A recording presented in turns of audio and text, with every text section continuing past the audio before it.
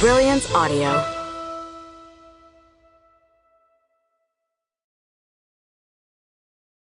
Campus Bones by Vivian Barz, performed by Julie Mckay.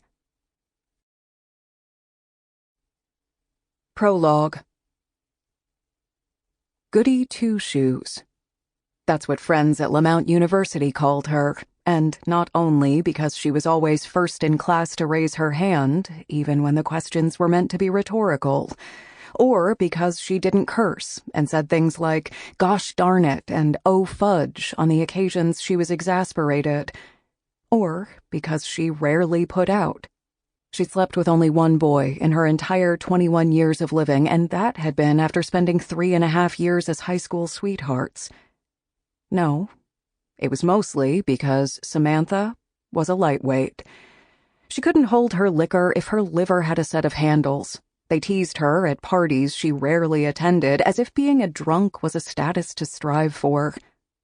Samantha was on her second house margarita, which was more sugar and artificial lime flavoring than anything else.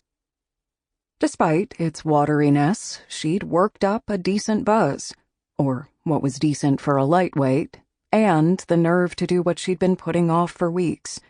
One more round should just about remind her of the backbone she'd once had. No need to be dramatic about it.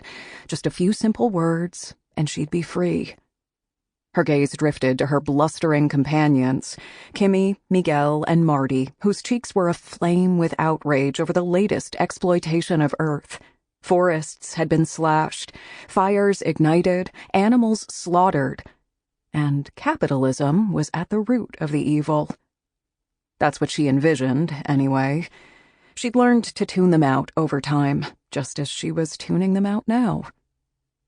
"Good evening, friends. What shall we be outraged about tonight?" she mused silently, and then immediately felt a pang of remorse over being so dismissive. It wasn't like she didn't care about these issues.